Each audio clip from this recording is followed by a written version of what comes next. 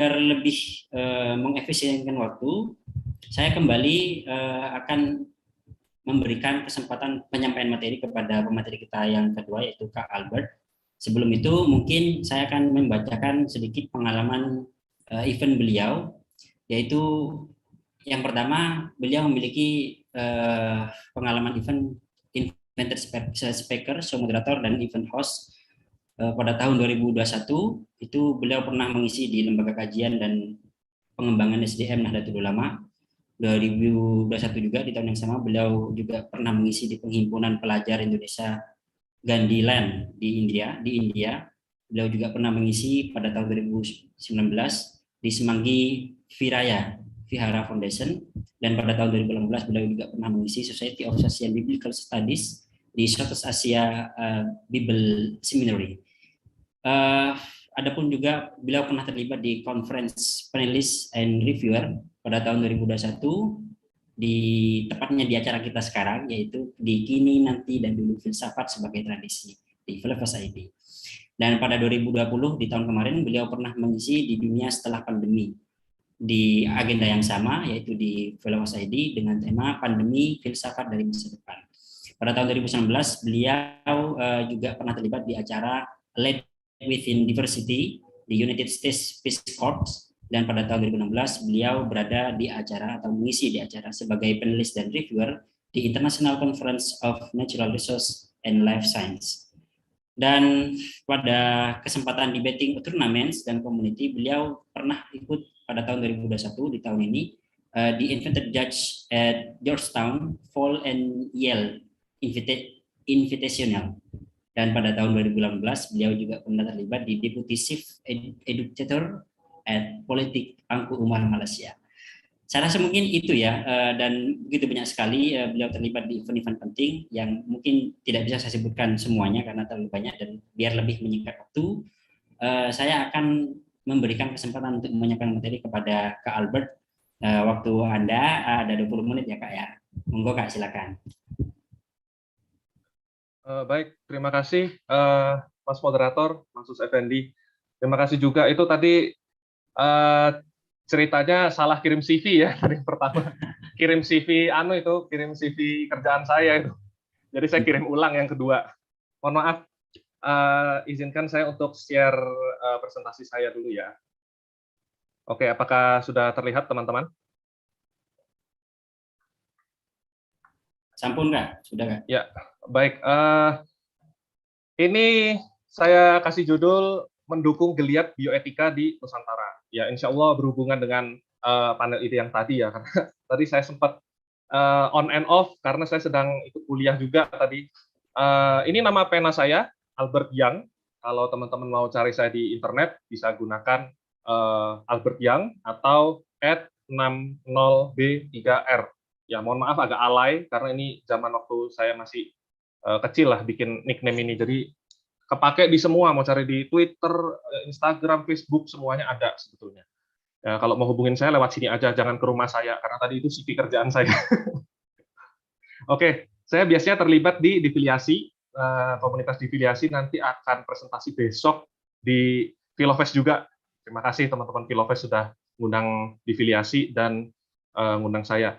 Saya juga mewakili Heuristik ID, itu adalah platform edukasi masyarakat.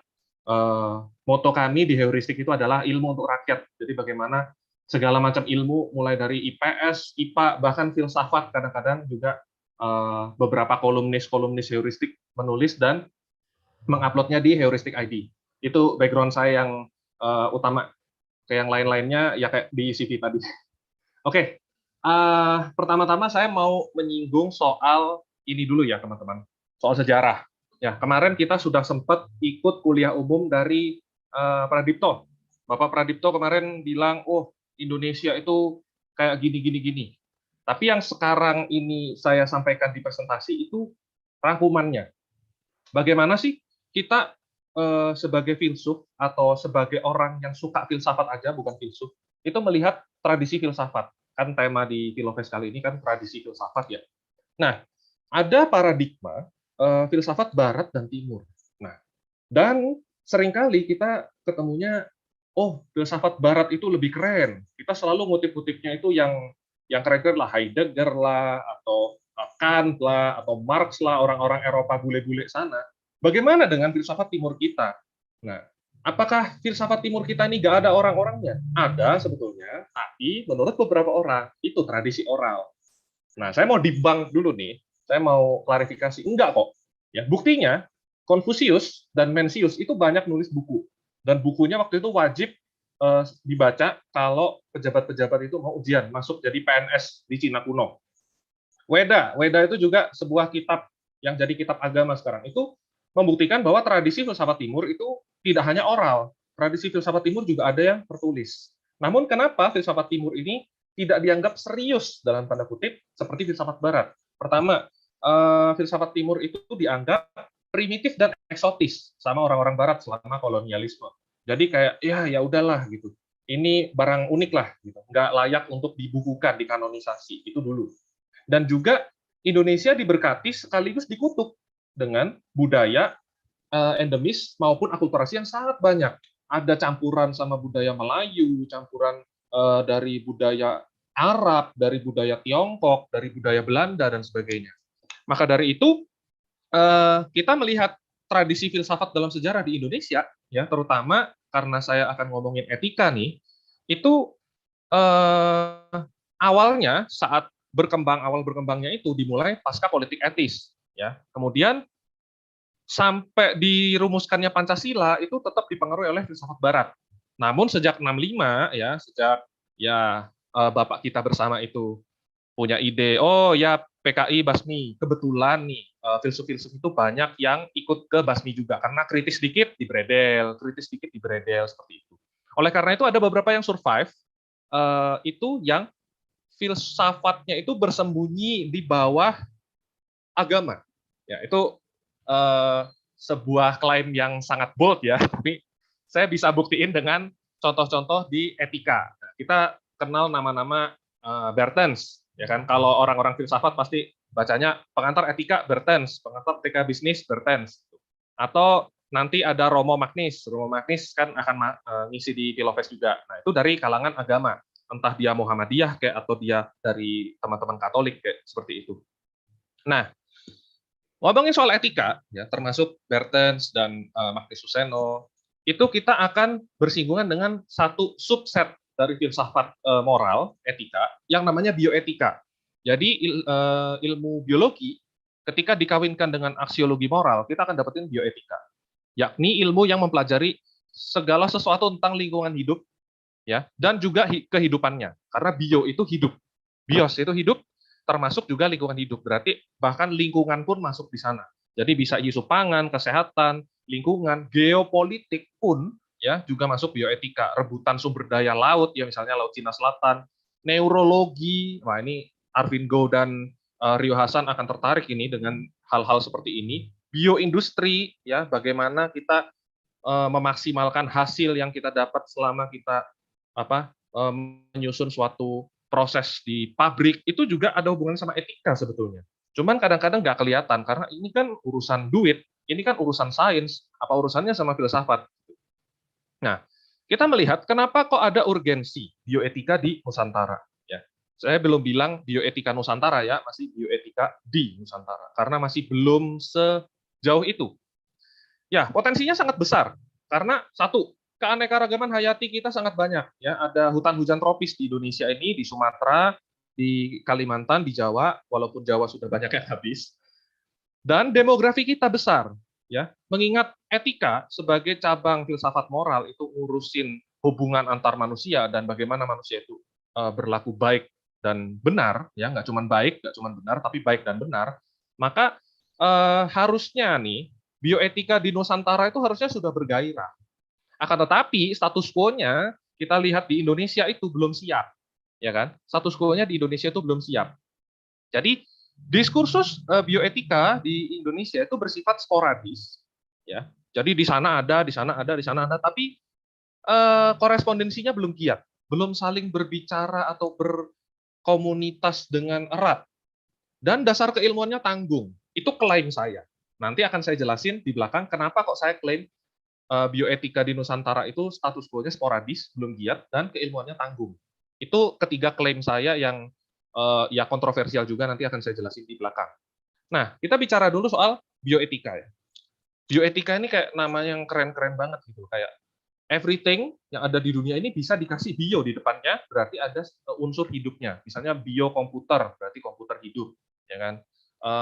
Biogeografi, berarti orang ngomongin geografi, tapi ada unsur biologinya di sana. Nah, bioetika itu memang pada mulanya dipopulerkan di lingkungan mediko-etiko-legal, ya. Jadi orang-orang yang berhubungan dengan hukum kesehatan, ya. Ini di FH, ya. Tapi juga dipopulerkan juga sama teman-teman yang menggunakan subjek hewan. Apakah setelah hewan itu diuji coba, misalnya kita pakai tikus percobaan atau kelinci percobaan itu, bagaimana cara membunuh dia, si hewan percobaan ini, sehingga tidak menyiksa dia. Nah, itu pada mulanya bioetika itu dari situ. Tetapi bioetika tidak sama dengan etika medis. Ya, teman-teman, bioetika bukan etika medis. Tetapi etika medis itu adalah subset, ya, di situ ada operatornya, teman-teman yang hobi logika, subset dari bioetika. Nah, harusnya bioetika itu bisa menjadi referensi pengambilan keputusan strategis. Contoh ya yang sangat-sangat mengerikan. Kita ini penduduknya banyak ya, ada hampir 300 juta jiwa. Tapi Indonesia sampai hari ini belum punya produk hukum tentang bioterorisme. Gimana tuh? Bayangkan ada orang ngeledakin bom antraks di Jakarta, downtown Jakarta, kan parah, banyak orang yang mati. Ya kalau di Malang, koyok di Gonku santai-santai saja, mungkin karena masih jarang. Tapi kalau di Surabaya, di kota-kota besar, wah bahaya banget. Nah, bioetika harusnya bisa masuk ke dalam diskursus di DPR, di Komisi Kesehatan, gitu loh. Tapi buktinya sampai sekarang belum ada, gitu loh. Nah, makanya saya bilang dasar keilmuan kita itu tanggung, ya. Dasar keilmuan kita tentang etika dan tentang biologi itu serba nanggung. Makanya ketika kita bikin bioetika di Nusantara belum siap. Bioetika di Nusantara belum siap. Apalagi bioetika Nusantara, ya. Ini ada survei nih dari beberapa paper yang saya baca. Banyak peneliti di Indonesia yang merasa paham manfaat dan urgensi pendidikan filsafat moral, etika, tetapi seringkali terdapat miskonsepsi. Di prakteknya, mereka merasa, oh saya paham kok filsafat, saya ngerti filsafat. Mereka ini ilmuwan ya, dosen, mahasiswa, researcher, dan sebagainya. Tapi mereka banyak menggunakan kesalahan atau kesesatan logika. Mereka juga menganggap etika itu, oh ya sudah, pokoknya serahin aja ke komisi etik gitu. Nggak mau berpikir lebih dalam tentang konsekuensi moral sesuatu aksi di penelitiannya dia, terutama yang berhubungan dengan biologi. Nah, ini lebih parah lagi ketika saya baca di beberapa paper survei di mahasiswa dan dosen kedokteran, itu mereka enggan membahas dilema etik yang berat-berat. Misalnya, memang ya bioetika itu tidak hanya etika medis, tapi seringkali di kedokteran ya. Karena awal mulanya dari situ. Ngomongin soal aborsi, wah itu urusannya urusannya ulama, itu urusannya pendeta gitu. Nanti kalau orang hamil di luar nikah, tanya aja sama ustadznya, sama romonya. Atau eutanasia. Waduh, saya nggak berani ngomongin soal eutanasia. Jadi etika ini hanya seperti mata kuliah wajib, yang kalau di kuliah kedokteran itu lewat aja. Gitu. Sehingga hal ini menyebabkan jargon kosong soal negara agraris dan negara maritim. Sering tuh di event-event event-event pemerintahan. Negara kita negara agraris, negara kita negara maritim. Ya, seperti tadi panelis sebelumnya ngomongin soal negara agraris nih. Wah, kalau ngomongin jargon kosong kayak gini, ketika bioetika belum siap, nangislah kita. Ya, nggak ada undang-undang terorisme juga, bioterorisme, soal bom antraks tadi, wah, parah. Oleh karena itu, ini penjelasan saya akan klaim tadi ya, diskursusnya sporadis, keilmuan tangguh, korespondensi belum giat. Ini yang pertama. Kita bahaya terjerumus ke jebakan sumber daya, karena sumber daya kita banyak ya, SDA maupun SDM. Ketika kita lihat negara-negara Eropa yang penduduknya dikit dan sumber dayanya dikit, mereka itu apa sih di Eropa itu isinya tanahnya? Kalau dikeruk isinya batu, teman-teman. Nggak ada kayak di Indonesia, nggak ada batu bara di sana. Ya ada mungkin dikit. Nggak banyak emas dibandingin kita, banyak emas. Di sana batu, saudara-saudara, di Eropa. Orangnya dikit, kita 300 juta, ya kan? Tapi ya selayaknya kita belajar dari Arab ya. Di Arab banyak itu tanah digali keluarlah minyak. Tapi ya di kampung-kampung Arab nggak ada yang maju. Yang maju cuman di kotanya doang. kita bandingin sama di Eropa yang kampungnya udah maju. Nah, itu adalah jebakan sumber daya, ya, resource trap. Nah, hal ini disebabkan karena ilmunya tidak mengakomodasi atau ilmunya masih bersifat antroposentrik. Ya. Kenapa kok antroposentrik? Karena tubuh etika mainstream, ya, itu masih dikuasai paradigma manusia itu unik. Makanya kita lihat, oh, manusia ini sebagai pribadi, kajiannya itu masih individu, terutama dalam pandangan agama samawi. Ini adalah klaim dari teman kita, seorang filsuf etika juga, Yeremias Jena. Ya.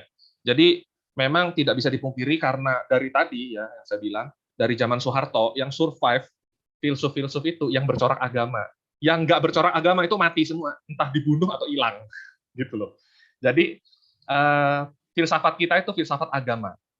Nah, filsafat agama kalau kita tahu ya, terutama agamanya yang bersifat Abraham, ya, yang Ibrahim, Islam, Kristen. Nah, di agama Islam dan Kristen kita pernah dengar cerita bahwa oh, Tuhan itu menciptakan dunia dan menganugerahkan dunia ini ke manusia.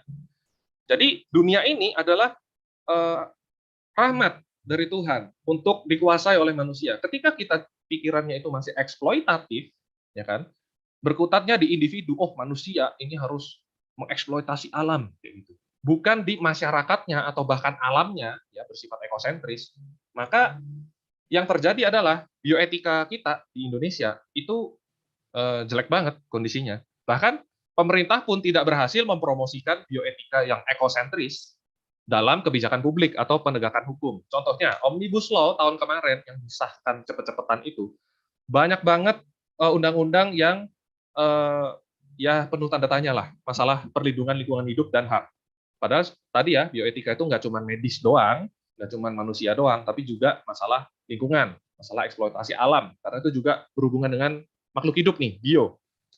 Nah, saya punya tiga poin bagaimana kontribusi bioetika ini di Indonesia ini harus diperbaiki. Yang pertama itu masalah eksklusivitas dan stereotipe. Nah, eksklusivitas dan stereotipe ini saya mau kutip yang kemarin yang dibahas di polemik antara Arvin Go sama Fitzgerald Sitorus, ya. Di situ Pak Arvin sama Pak Fitz ngomongin soal sains dan filsafat. Nah, ini esai ini saya tulis sebelum mereka polemik ya. Tapi pada saat mereka polemik dan saya nonton, wah, ini keresahan saya terwakili lagi di polemik mereka. Ya, intelektual publik. Ya, siapa sih intelektual publik? Mungkin orang-orang bilang, oh, Rio Hasan, oh, Rocky Gerung, oh, orang-orang yang sering muncul di televisi dan di sosmed, ya, yang nge-tweet itu. Mungkin tadi ada polemik antara Mas Banin, ya kan, di Twitter dan sebagainya. Itu intelektual publik. Dan ilmuwan, ya, yang benar-benar di kampus-kampus, ya, meneliti dosen-dosen yang, wah, celing-celing banget lah. Mungkin kalangan-kalangannya Mas Syarif, ya kan, kalangan-kalangannya dosen-dosen yang ya ilmuwan lah pokoknya, bukan yang filsafat, tapi jarang berkolaborasi akibat kesalahpahaman, teman-teman. Jadi filsuf itu melihat ilmuwan ini ngambis banget sih, semuanya itu mau aja diterobos gitu loh, penelitian apapun dilakuin aja, ya kan? Akhirnya dicap ilmuwan itu miskin empati, ya kan? Peduli amat sama ketidakadilan, yang penting research-nya jalan. Masalah nanti implementasi penelitianku itu tidak merakyat, bodo amat. Misalnya vaksin, ya kan? Vaksin itu dibikin wah yang ekstrim jelimet lah, sehingga mahal, susah dipahami oleh masyarakat. Nah, itu miskin empati di situ. Sedangkan ilmuwan melihat filsuf, ya, sebagaimana mungkin para praktisi-praktisi seperti Rio Hasan tadi melihat filsafat itu, kontribusinya nol, dia anti progres, dia pokoknya gitu-gitu aja lah filsafat, ngomong di awang-awang gitu kan, hal-hal yang belum ada, ya kan? Tapi yang ingin saya sampaikan di sini, ya, seperti kemarin polemik filsafat dan sains.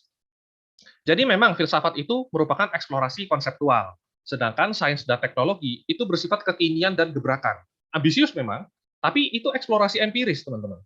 Jadi apa yang sudah bisa kita kontrol, ya, apa yang sudah bisa kita atur sedemikian sehingga itu bisa menimbulkan respons, itu kita observasi. Tapi filsafat yang tidak bisa dikontrol, kita pikirkan, what if gini, what if gitu. Itu konseptual. Sehingga kerangka etika, ya, atau kerangka filsafat itu berperan sebagai pengendalian efek negatif dari produk sains dan teknologi. Nggak setiap dampak dari sains dan teknologi itu baik loh ya, kan ada juga yang negatif. Nah, negatif itu urusannya filsafat, begitu. Yang positif mah gas aja gitu loh. Jangan sampai tidak ada komunikasi antara saintis dan ilmuwan. Nah, eksklusivitas seperti ini yang harus didobrak sehingga bioetika Nusantara itu bisa maju. Kalau enggak, yang ilmuwan mau ngegas, yang filsuf nginjek rem mati. Nggak jalan mobilnya, mobil bioetika itu nggak jalan. Jadi harus seimbang gas sama remnya. Gitu loh, teman-teman. Ini yang pertama. Yang kedua, masalah elitisme. Nah, elitisme ini pisau bermata dua ya. Saya tidak menyebutkan bahwa elitisme itu buruk, karena elitisme itu penting. Pakar, ya, orang-orang yang sekolah, orang-orang pinter, otoritas, itu harusnya mampu memimpin diskursus utama dalam setiap ilmu pengetahuan. Ya, jadi orang-orang yang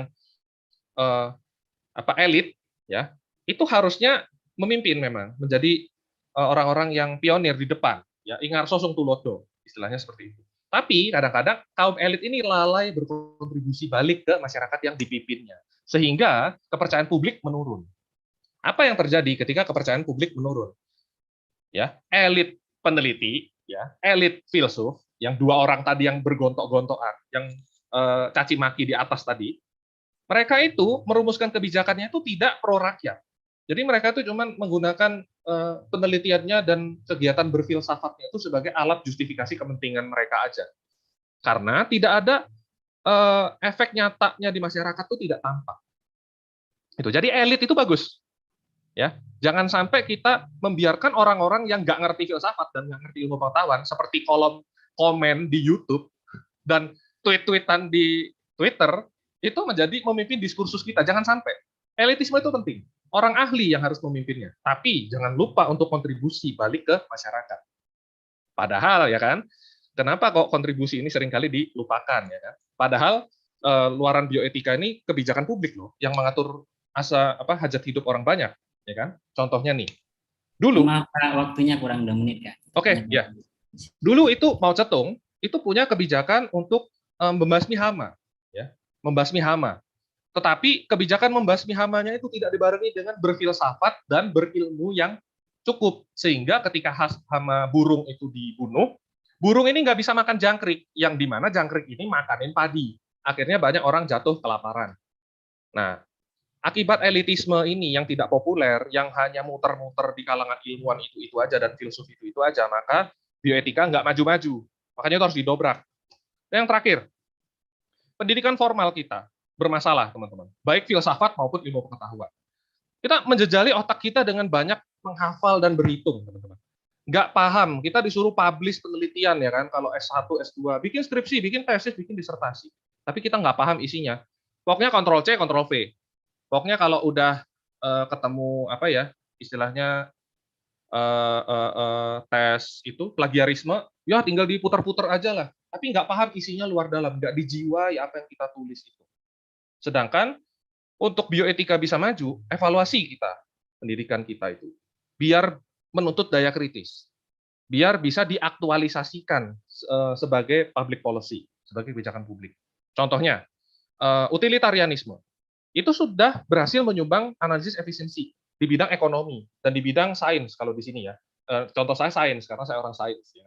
Penelitian mikroba yang menyebabkan tanah jadi subur itu memang kelihatannya mahal banget investasi penelitiannya. Tapi dalam jangka panjang itu murah loh dibandingin tiap tahun harus ngeruk pupuk masukin tanah, ya kan? Jadi lebih baik kita cari bakteri yang bisa bikin tanah subur. Dan sekali aja taruh bakterinya itu di tanah, tanahnya subur sepanjang masa, bakterinya bisa membelah sendiri gitu loh. Daripada kita mupukin. Ya. Itu dosa pendidikan formal kita itu hafalan hitungan. Filsafat pun juga mungkin dihafalin, oh kan bersabda begini. Oh ini Popper bilang begini. Tapi nggak diinternalisasi. Itu kebanyakan orang-orang belajar masih dasar-dasar, belum dimasukin, belum dikritisi. Itu, poin saya ada 3, narasi yang terisolasi, ya kan, belum berjejaring. Yang kedua itu iklim diskusinya elit, sulit diakses. Yang ketiga, pendidikannya tidak sustainable, tidak ada daya dorong. Oleh karena itu, tantangan bioetika Nusantara, ini udah nggak ada D-nya ya, bioetika Nusantara, itu harus berjiwa kerakyatan, harus mencintai alam, dan menunjang sustainable development. Itu kesimpulan dari saya. Ini terakhir, quote. Karena tadi diskursus bioetika kita dikuasai oleh etika agama, maka we abuse land because we regard it as a commodity belonging to us. Coba dibalik. Kalau land as a community to which we belong, ya, tanah itu adalah habitat kita di mana kita tinggal, maka kita bisa respect tanah itu. Ya, ini Aldo Leopold, seorang filsuf environment, filsuf lingkungan. Oke, terima kasih teman-teman. Itu diskusi dari saya soal bioetika Nusantara. Semoga bermanfaat ya. Baik, saya ucapkan terima kasih kepada Kak Albert Adi Putra atas penyampaiannya yang cukup komprehensif ya mengenai bioetika, bagaimana bahwa bioetika Nusantara kita masih belum siap karena adanya diskursus yang cukup sporadis. Kemudian tadi di poin terakhir itu cukup urgent bisa kita ketahui bahwa adanya eksklusivitas, elitisme, dan kesalahan pendidikan formal itu merupakan gejala-gejala yang menghambat bioetika yang mendek hingga saat ini di Nusantara kita. Baik, kembali saya ingin mengingatkan bahwa kita ada kuis. Jangan lupa buat teman-teman untuk aktif bertanya. Jika memang ada pertanyaan bisa langsung dipertanyakan kepada pemateri yang sudah menyampaikan materi. Baik, agar lebih mengefisienkan waktu, saya akan langsung masuk kepada sesi pertanyaan. Kepada teman-teman, monggo silakan boleh bertanya melalui open mic atau melalui chat. Nanti akan saya bacakan jika memang ada pertanyaan melalui chat. Namun tadi kayaknya sudah ada nih Kak yang nanya di chat. Saya bacakan terlebih dahulu. Ini ada yang bertanya dari Mas Khairuddin. Izin bertanya, bagaimana pandangan Mas Raha mengenai kebijakan lokal berkenaan dengan padi seperti Dewi Sri Samyang Asri? Bukankah itu membuktikan masyarakat Nusantara sudah punya falsafah jauh sebelum sawah terganti pabrik dan perumahan? Lalu kebijakan ekologi Nusantara pra-Buddha dan pra-Hindu itu seperti apa? Mungkin bisa langsung dijawab oleh Kak Raha. Oke, terima kasih yang bertanya. Ya, saya kira begini ya. Pandangan tentang masyarakat lokal, tentang bagaimana perihal padi, ada yang disebut kalau di Hindu itu mengenal adanya Dewi Sri dan sebagainya. Saya kira itu kearifan lokal yang memang itu sudah termanifest dalam diri masyarakat Nusantara, khususnya di Jawa, gitu kan. Saya kira kalau kita berbicara masalah falsafah itu sangat falsafah sekali. Sayangnya hari ini kita tidak belajar hal yang bersifat di sekeliling kita, di masyarakat kita. Seperti yang dikatakan panel yang kedua tadi, seorang akademisi, seorang ilmuwan itu sudah terpental jauh dari masyarakatnya. Seharusnya kalau dia seorang akademisi, gitu, kalau saya sebut mungkin seorang inilah ya, santri sekarang lah ya, seorang santri, seharusnya dia termanifest di dalam, masuk ke dalam masyarakatnya, bukan terkungkung dalam lingkaran, tidak bisa berbaur dengan masyarakatnya. Seorang priai, seorang raja, seorang presiden misalkan, itu seharusnya turun ke bawah ke masyarakatnya agar tahu bagaimana supaya dia bekerja sesuai dengan topoksinya. Kita lihat misalkan dulu ada yang namanya Raja Sultan Agung gitu kan, dengan yang familiar dengan sastra gendingnya. Bagaimana seorang raja, seorang Sultan Agung, dia turun langsung berbicara bagaimana kita harus membicarakan pertanian yang ada di Mataram, yang ada di Jawa. Bagaimana saat itu berbicara, oh ya ternyata waktu yang pas buat menanam padi misalnya adalah bulan-bulan seperti ini, dari bulan mungkin November atau Desember sampai Januari misalkan. Nah, itu ada di dalam hitungan-hitungan yang dikeluarkan oleh Sultan Agung. Artinya apa? Seorang raja, seorang akademisi misalnya, seorang profesor misalnya, seorang guru besar, itu seharusnya bisa terjun langsung ke masyarakatnya, tidak terpental jauh dari masyarakatnya. Inilah polemik yang tadi dikatakan pendidikan di kita sekarang. Pendidikan di kita itu hanya berbicara soal riset, soal ilmu pengetahuan, tetapi dia tidak menimbrung langsung, artinya tidak terjun langsung ke masyarakatnya. Kalau dalam bukunya Prof. Amin Abdullah itu, seharusnya kalau kita sudah berbicara pendidikan strata S2 gitu kan, harus bisa menjadi wasilah antara masyarakat bawah dengan kalangan akademisi. Hal ini saya kira mungkin kita berbicara kalau di dalam hal ini ya, pertanian ya, para para para peneliti Fakultas Pertanian hari-hari ini misalkan itu justru sarjana sekarang justru tidak mau bergelut langsung dalam dunia pertanian. Mungkin sebagian, saya pikir tidak semuanya, tapi ada. Kenapa? Karena memang sudah terparadigma kalau kita sarjana ya kerjaan kita jangan jadi seorang petani. Itu paham kolonialisme yang harus kita berantas. Dan saya kira ketika berbicara pertanian di era pra-Islam ya, saya kurang begitu paham ya, karena saya tidak begitu mendalami. Tapi yang jelas dulu memang ketika era Hindu-Buddha Majapahit misalnya, pasti dia ketika berbicara pertanian, berbicara maritim, disusupi unsur-unsur yang bersifat metafisik. Misalnya tadi ada yang namanya kalau bertani berarti ada Dewi Sri dan sebagainya, pasti ada di situ. Tapi yang jelas dulu kita lihat bagaimana Priantun Majapahit pasti dia terjun langsung untuk melihat bagaimana proses bertani yang ada di Nusantara. Kalau misalkan dulu kalau di laut ada namanya Empu Nala juga terjun langsung ke perairan gitu. Tapi sekarang kita melihat bahwasanya kita kuliah di Fakultas Pertanian, mohon maaf ini karena kita berbicara pertanian, kita kuliah di Fakultas Pertanian UGM misalnya. Nah, kita gengsi untuk terjun ke dunia pertanian gitu. Oh saya kan sarjana ya, UGM lagi misalkan ya, mohon maaf ya, mudah ini di Fakultas Pertanian, kalau di UIN Raden Massaid, UIN Solo Pertanian misalnya.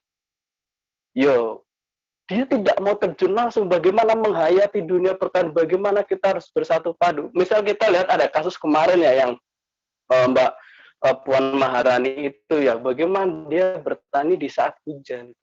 Ini kan ya, saya sebagai pengamat melihat ya, orang bertani itu pasti kalau hujan harus berteduh karena takut ada petir. Itu sudah pasti, nggak mungkin kita hujan-hujanan kemudian melanjutkan bertani gitu kan, itu yang enggak gitu. Seorang petani pasti kalau hujan walaupun udah memakai caping ya berteduh, bukan malah melanjutkan bertani. Itu nggak bisa. Saya juga mengalami dulu ketika saya di pesantren, ketika saya gabung dengan para petani kemudian menanam padi, hujan ya berteduh gitu. Nah ini yang menjadi problematis di negara kita yang harus kita luruskan gitu. Yang perlu kita ingat bahwasanya tanpa petani kita tidak bisa hidup, kita tidak bisa makan. Ya betul. Loh, kita setiap hari makan padi dari apa? Dari petani gitu. Kalau kata Raden Ngabaya Sodipuro itu, yo kita harus sebagai priantun misalkan sebagai priai, kita harus menghormati petani, kita bisa makan, bisa berdiri, ada state gitu kan, ada sebuah negara, ada, karena salah satu unsur terpentingnya adalah petani itu tadi gitu. Jadi yang hari ini kita berbicara pertaniannya, kita belajar falsafahnya, belajar. Karena itu bagi saya yang belajar filsafat itu sangat filosofis sekali kalau kita bagaimana cara bertani itu, kenapa ditata mundur gitu kan, kenapa kita harus begini, kenapa pranata mangsanya harus bulan ini, harus bulan itu ada semua dalam ajaran-ajaran yang dikembangkan oleh pendahulu kita seperti Sultan Agung itu tadi. Mungkin itu sih sedikit dari saya gitu. Baik, terima kasih Mas Raha. Ini juga ada pertanyaan buat Mas Albert. Pertanyaannya dari Mas Muhammad Fatrul Nada Ahnaf ya. Saya bacakan. Problem utama dalam filsafat kan tidak ada konsensus atau garis miring solusi yang jelas dalam problem-problem yang diangkat oleh filsafat sendiri. Bagaimana kemajuan dapat dijustifikasi apabila filsuf saling tidak sepakat satu sama lain tentang solusi yang mereka tawarkan? Monggo Mas Albert bisa dijawab. Ya, saya mohon maaf ya, kalau jawaban saya mungkin kurang memuaskan bagi Mas Ahnaf, karena saya bukan filsuf ya, saya masih belajar nih di filsafat itu, latar belakang saya IPA gitu. Jadi mungkin agak bias ke science. Tapi kalau izinkan saya mengutip science ya, kalau memang benar polemik kemarin antara Arvin sama Pak Fitz itu udah teresolusi bahwa sains itu tetap dibutuhkan gitu. Kalau sekilas loh ya, saya anggap sih kemarin gitu. Mungkin paradigma bisa berubah, ya kan? Memang tidak sepakat satu sama lain, tapi kan tetap ada status quo ya, teman-teman. Nggak mungkin nggak ada status quo. Pada misalnya ya di Indonesia misalnya, di status quo orang ateis itu terzalimi lah istilahnya. Jadi narasi-narasi public policy dan agama, narasi-narasi public policy dan hukum itu pasti bercorak agama, mengingat warisan etika kita bercorak agama semua sepeninggal 1965 gitu. Jadi pasti sekarang itu paradigma yang diterima oleh masyarakat pasti yang agama. Aborsi boleh nggak? Nggak boleh. Kecuali kalau di Islam mungkin nunggu 40 hari gitu. Sampai ruh itu diturunkan oleh Allah. Or di Kristen nggak boleh sama sekali. Misalnya Kristen dan Katolik setuju bahwa janin itu begitu sperma dan ovum ketemu jadi zigot itu langsung jadi individu baru. Nah, misalnya kalau di bioetika medis itu seperti itu. Tapi kemajuan yang dapat dijustifikasi apabila tidak saling sepakat itu dijustifikasinya dengan ada paradigm shift, ya, ada falsifikasi, ya. Kemudian setelah falsifikasi itu menjatuhkan yang kuno, ya. Saya nggak tahu apakah agama itu kuno apa enggak. Barangkali iya, barangkali enggak. Saya nggak mau komen karena saya bukan rohaniwan. Barangkali nanti setelah itu dijatuhkan akan ada paradigma baru yang mungkin bisa menjelaskan bagaimana sih janin itu terbentuk, bagaimana sih individu setelah fertilisasi itu apakah dia sudah punya personhood, ya, kemanusiaan, apa dia cuman seonggok daging aja, misalnya kalau di bioetika seperti itu, atau justifikasi bioetika ngomongin soal konflik agraria misalnya. Konflik agraria memang selama ini dibicarain di IPS ya, di geografi gitu. Perebutan sumber air ya, mata air. Kalau dipakai etika agama yang kita pakai sekarang di Indonesia, terutama etika agama yang Abrahamik, ya boleh aja kita eksploitasi alam semesta ini karena sudah dikasih Tuhan loh buat kita gitu. Itu rahmat Tuhan loh buat kita. Ya kita tinggal eksploitasi, tapi kita bisa juga korek yang baru, ya. Kita bisa pakai yang baru. Filsafat kontemporer itu ngomongin polemik yang tadi ya, yang Mas Bani sama Mbak Saras tadi, bisa pakai yang baru nih kontemporer atau pakai yang etno. Kita pakai pendekatan etno deh misalnya. Zaman dulu orang-orang di Jawa itu terutama Majapahit ya, ngomongin soal panelis yang pertama, kerajaannya itu urusannya sama sawah gitu loh. Majapahit itu jayanya itu karena menguasai perairan. Tapi mereka eksploitatif apa enggak sih? Apakah mereka itu menggunakannya itu sebagai suatu sistem harmoni? Nah, itu jadi walaupun nggak sepakat nggak apa-apa. Bisa difalsifikasi, bisa paradigm shift. Di etika insya Allah begitu.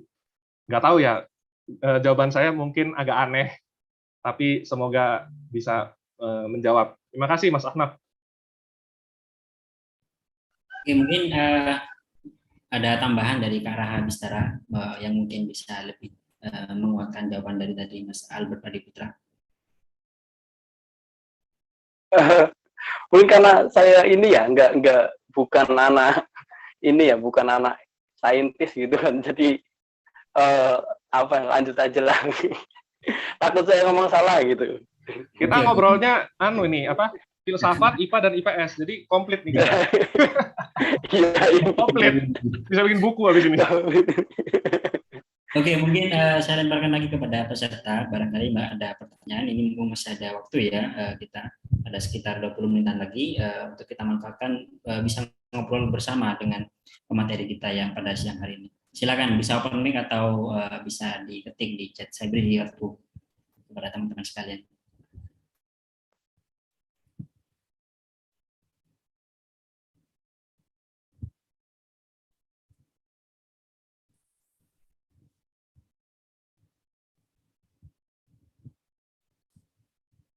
Oke, terima kasih atas waktu yang diberikan saya.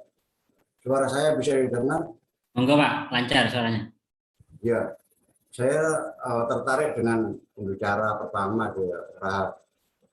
Apakah penyebaran Islam yang dari Timur Tengah itu mengalami transformasi budaya atau mengalami modifikasi gitu? Sebab ada istilahnya lokal genius yang dilakukan di Nusantara, yaitu kemampuan bangsa untuk menerima kebudayaan bangsa lain, kemudian ditransformasikan menjadi suatu kebudayaan baru yang tidak meninggalkan jati dirinya. Nah, kalau saya amati, kalau di Indonesia ini kan pengaruh dari luar itu kan banyak, dimulai dari Hindu, Buddha, Islam, terus kolonial yang notabene mengambil dari Kristen. Nah, apakah di Islam itu juga mengalami suatu perubahan yang disesuaikan dengan kebudayaan sendiri? Artinya tidak langsung dengan serta-merta wilayah Timur Tengah itu langsung diterapkan, tapi dimodifikasi. Sebab kalau saya amati di nuansa Hindu pun juga sama. Sebuah candi yang diciptakan pada masa kerajaan Hindu itu tidak sama persis dengan candi yang ada di India. Berarti ada transformasi. Nah, apakah di Islam juga mengalami hal yang sama seperti itu, modifikasi? Nah, saya membaca beberapa buku tentang perang Sunan, tentang Kalijogo gitu. Sunan Kalijogo itu tidak mungkin merubah yang tadinya masyarakat Hindu Buddha itu langsung Islam, tetapi dia modifikasi. Nah, ini ditegaskan pada penciptaan wayang. Penciptaan wayang itu kan notabene mengambil dari Hindu, tapi dia terjemahkan dalam bentuk kulit, wayang kulit. Nah, pada waktu pagelaran, nah misi-misi dari penyebaran Islam itulah yang disampaikan, yang dikenal dengan goro-goro. Apakah pendapat ini benar atau tidak? Saya hanya membaca buku dari literatur itu aja. Menurut Mas Raha bagaimana gitu? Oh ya. Ya, terima kasih, Pak. Pemahaman saya memang proses Islamisasi yang ada di Nusantara itu, kalau kemarin saya mengikuti itu kata Prof. Henry itu, Islam itu berasimilasi dengan kebudayaan lokal. Maka nanti akan memunculkan dua bentuk stereotip Islam di Nusantara. Yang satu disebut sebagai Islam Jawa, artinya ajarannya ajaran berupa Islam yang itu berasimilasi dengan kebudayaan Jawa. Yang kedua disebut Jawa Islam. Jawa Islam itu artinya ajaran-ajaran Jawa yang dibingkai dengan ajaran Islam. Misalnya ada mitoni kayak gitu. Kasusnya para wali, para sunan, para wali yang menyebarkan agama Islam itu pasti dia beradaptasi dengan kebudayaan yang ada di Nusantara. Sunan Kalijogo misalnya, saya belum ada ini ya, mungkin karena saya kurang bacanya, Prof. ya, Pak. Saya belum menemukan kalau wayang yang dikembangkan oleh Sunan Kalijogo, wayang kulit itu berasal dari Hindu Buddha. Saya belum menemukan hal itu. Tetapi yang saya temukan adalah wayang itu murni, asli, bikinan dari para wali untuk menyebarkan agama Islam, khususnya Sunan Kalijogo. Maka ketika masyarakat, walaupun saya kira tokoh-tokoh yang ada di wayang itu seperti Bima, Pandawa itu ya sama halnya dengan yang ada di Hindu Buddha, tapi wayang kulit itu yang saya baca itu buah dari para wali songo untuk bagaimana sih supaya Islam bisa diterima. Kalau Sunan Kalijogo menggunakan media itu untuk mengislamisasikan bagaimana orang yang dulunya belum mempercayai agama Islam bisa percaya akan hal itu. Kayak gitu. Jadi proses penyebaran Islam di Nusantara khususnya itu pasnya gitu kan, kalau para wali dulu pasnya itu berasimilasi dengan kebudayaan. Nah, akhir-akhir ini saya kira mereka dalam bukunya Rick Clark itu dalam mengislamkan Jawa itu, akhir-akhir ini kelompok Islam walaupun berhasil mengislamkan Jawa dengan versinya kalau kata Rick Clark itu, tapi itu menghilangkan sifat-sifat rasa yang dimiliki oleh orang Jawa, orang Nusantara.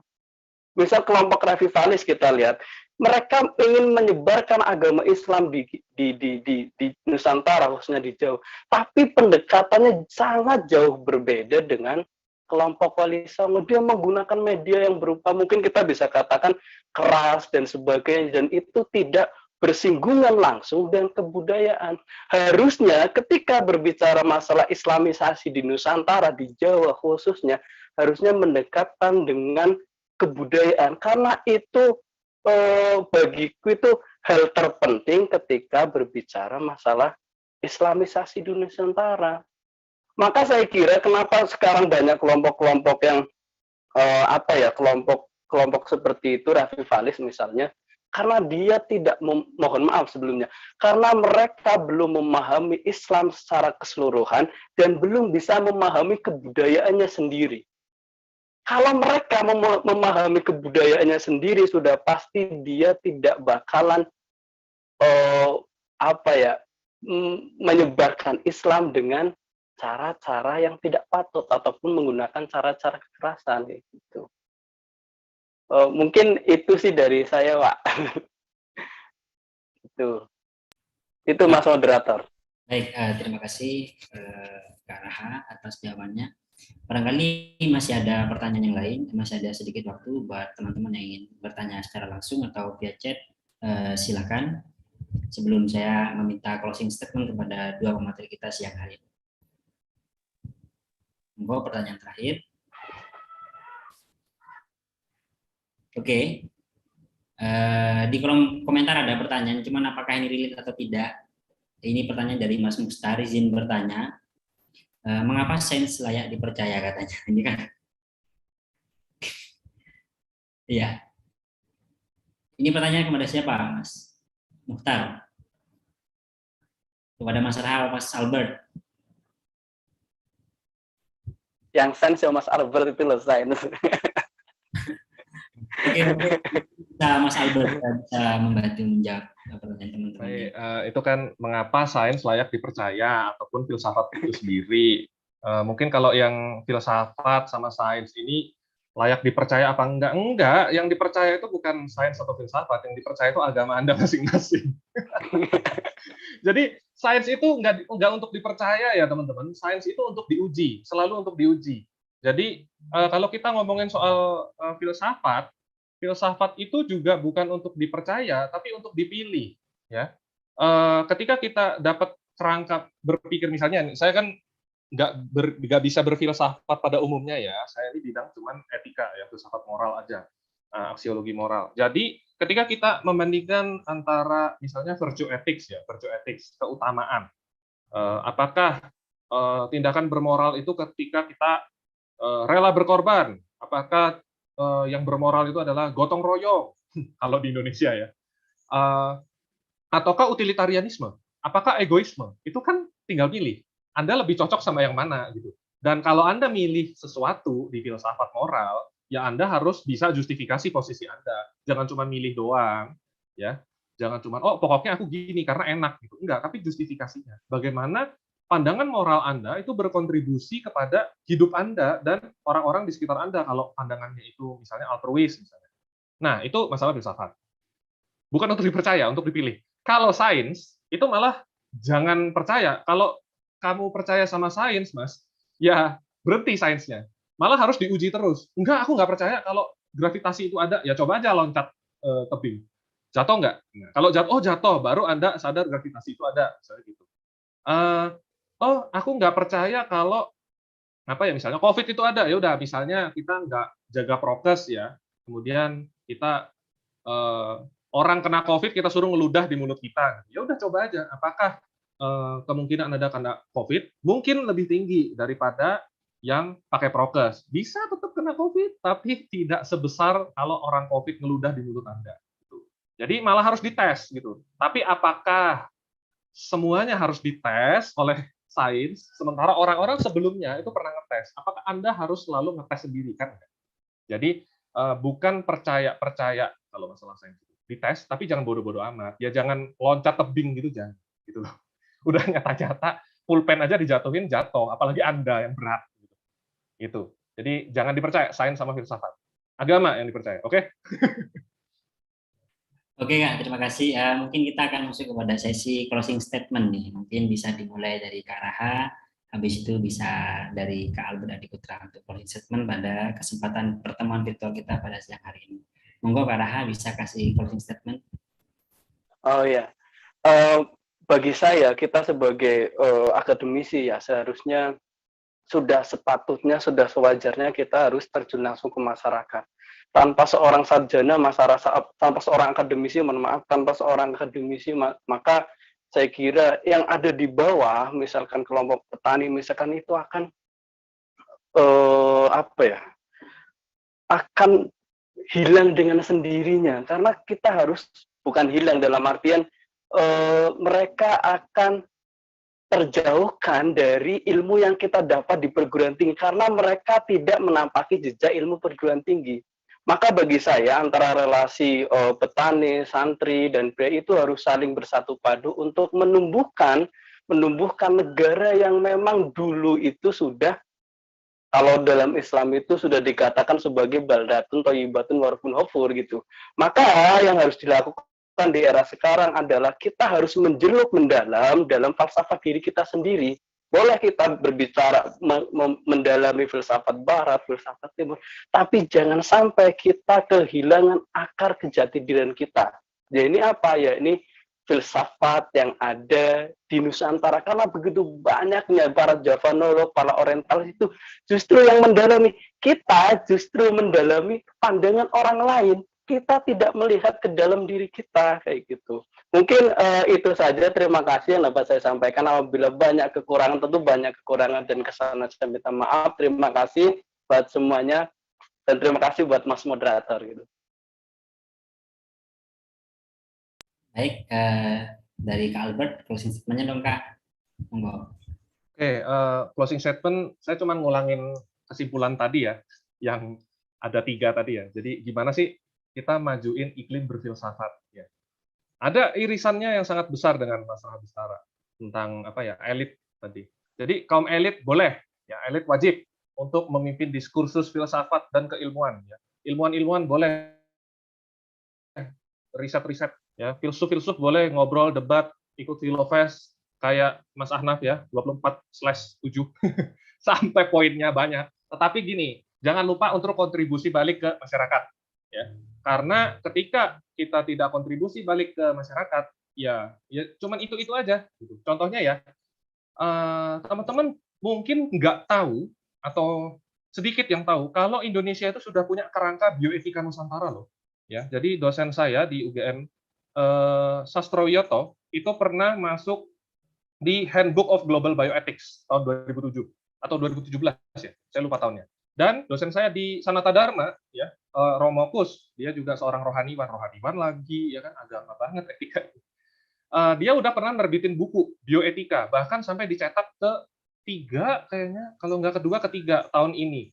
Nah, jadi sebetulnya udah banyak bioetikawan di Indonesia, tapi nggak kedengeran sama rakyat jelata kayak kita ini ya, yang urusannya itu apa ya, makan tidur kerja ya kan, berfilsafat apa itu produk-produk elit kali ya, sekolah S2 riset nggak tahu gitu. Jadi jangan elit lah ilmu pengetahuan. Ini poinnya sama sih kayak yang saya bilang tahun lalu waktu Filofest tahun lalu. Saya tetap ingin bagaimana caranya biar filsafat dan ilmu pengetahuan, karena saya juga dari sains, itu biar merakyat. Nah itu yang beririsan sama Mas Raha Bistara ya. Kemudian pendidikan tolonglah, jangan hafalan, jangan hitungan, expired itu. Kita bikin biar apa, daya kritis kita tuh meningkat. Ngapain kita ngafalin nama-nama spesies cacing misalnya, atau kita berhitung berapa panjang bola ini, panjang bola, volume bola ini gini. Tapi konsekuensinya itu apa gitu. Hendaknya ini juga ini sih mengutip panel ide yang kemarin, Mas Christian, ya kan. Hendaknya dari SD, SMP, SMA itu udah ada plan soal filsafat itu bagaimana. Jadi pendidikan tuh yang kritis, yang bisa diaktualisasi, jangan cuman gitu-gitu aja. Itu sih pesan saya. Pingin banget filsafat maju di Indonesia gitu loh, terutama bioetika karena itu bidang saya. Thanks. Oke, terima kasih banyak kepada Mas Abadi Putra dan juga Mas Rahapistara atas kesempatan yang sangat berharga untuk bisa sharing bersama dengan teman-teman Filofest tahun ini. Saya dari moderator, Mas Fendi, mohon untuk diri, mohon maaf sekali kepada teman-teman sekalian apabila banyak sekali kekurangan dalam jalannya acara kita pada siang hari ini di sesi panel ide ini. Kemudian mungkin terakhir dari saya bahwa apa yang sudah tadi disampaikan oleh pemateri kita dari sekian banyaknya poin-poin ilmu yang cukup bermanfaat, bahwa bagaimanapun kita mencintai ilmu, jangan sampai lupa kepada tanah kelahiran kita yaitu Indonesia. Terima kasih banyak saya ucapkan. Akhir kalam, salam sejahtera semuanya. Terima kasih, saya kembalikan kepada MC.